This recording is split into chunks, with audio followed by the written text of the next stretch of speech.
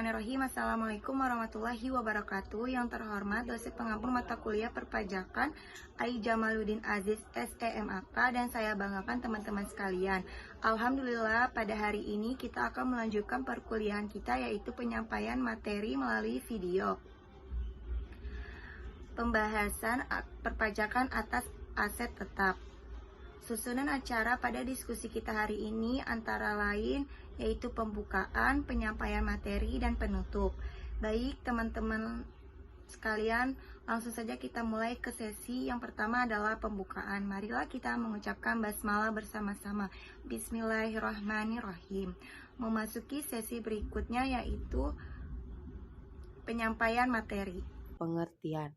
Akuntansi perpajakan atas aset tetap adalah proses pencatatan dan pelaporan transaksi terkait aset tetap yang harus dilakukan sesuai dengan peraturan pajak yang berlaku.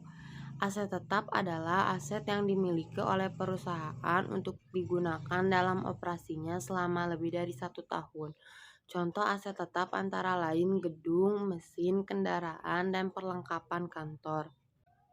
Dalam akuntansi perpajakan atas aset tetap, perusahaan harus memperhatikan perbedaan antara metode pengakuan akuntansi dan metode pengakuan pajak.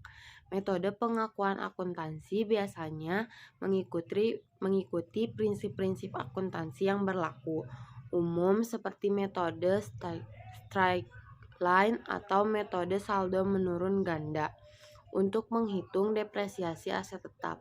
Namun, peraturan pajak mungkin memiliki persyaratan dan ketentuan yang berbeda, seperti metode depresiasi pajak yang lebih cepat atau metode angka satuan. Perusahaan harus memperhatikan perbedaan ini agar dapat memastikan bahwa pengakuan dan pengukuran aset tetap mereka sesuai dengan peraturan pajak yang berlaku.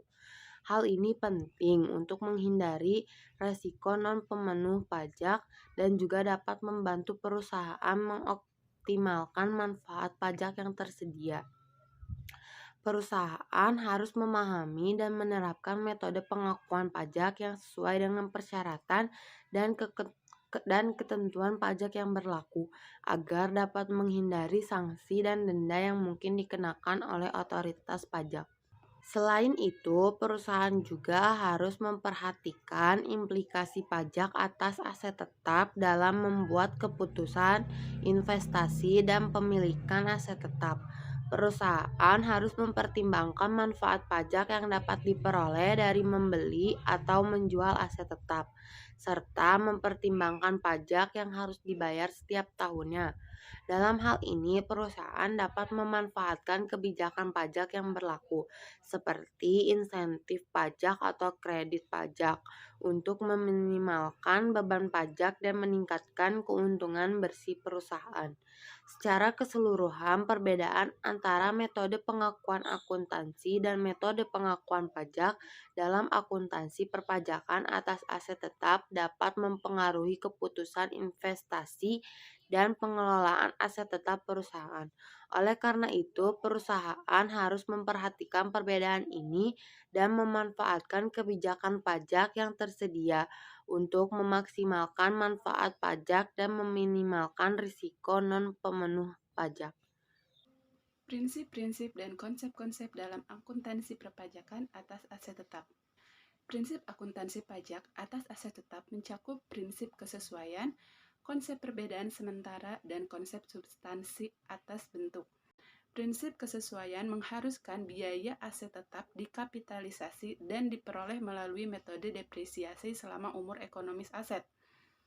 Konsep perbedaan sementara mengakui adanya perbedaan sementara antara pengakuan akuntansi dan pengakuan pajak atas aset tetap, yang biasanya disebabkan oleh metode depresiasi yang berbeda dan perbedaan pengakuan biaya modal.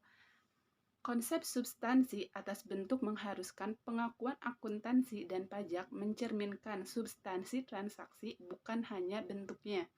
Perusahaan harus memahami prinsip-prinsip ini untuk memastikan bahwa pengakuan dan pengakuan aset tetap mereka sesuai dengan peraturan pajak yang berlaku.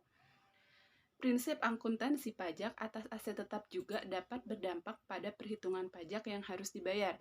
sehingga perusahaan harus memperhatikan implikasi pajak atas aset tetap saat membuat keputusan investasi dan pemilikan aset tetap.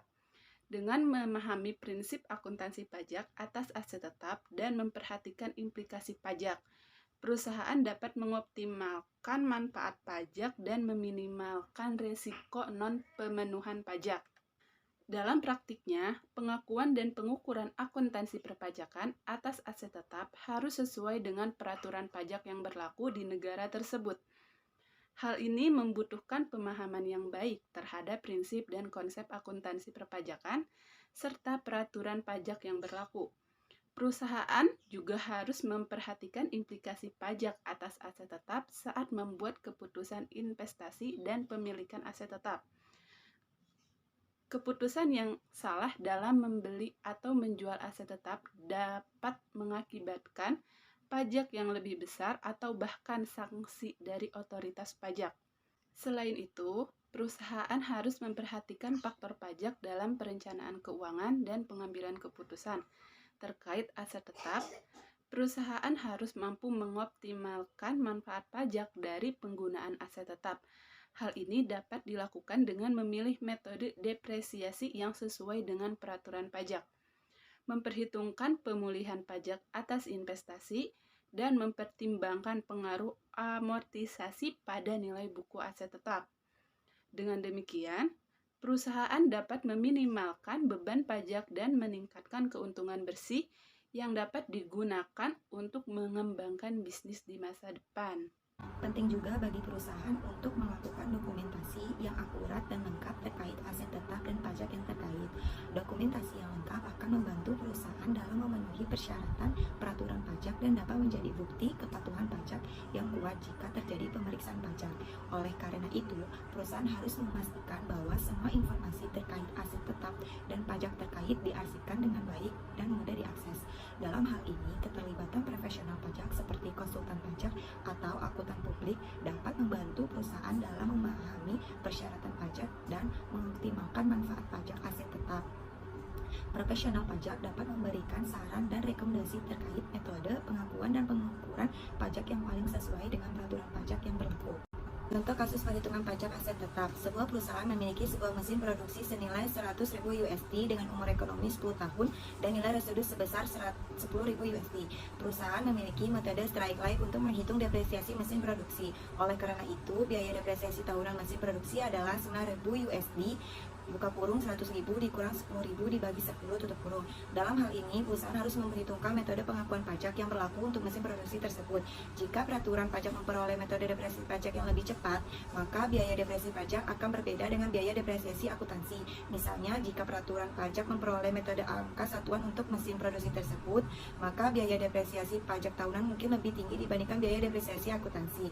Dalam perhitungan pajak aset tetap, perusahaan harus memperhitungkan nilai buku dan nilai pajak aset tetap. Nilai buku adalah nilai aset tetap yang dihitung berdasarkan metode akuntansi, sementara nilai pajak adalah nilai aset tetap yang dihitung berdasarkan peraturan pajak yang berlaku. Dalam kasus ini, nilai buku mesin produksi setelah 2 tahun adalah 82.000 USD buka kurung 100.000 dikurang 9.000 dikurang 9.000 sama dengan 82.000 tutup kurung. Sementara itu, nilai pajak mesin produksi setelah 2 tahun mungkin berbeda tergantung pada peraturan pajak yang berlaku dan metode depresiasi yang digunakan. Dan sesi yang terakhir ialah penutup. Marilah kita tutup presentasi dengan melafalkan alhamdulillahirabbil alamin. Terima kasih. Wassalamualaikum warahmatullahi wabarakatuh.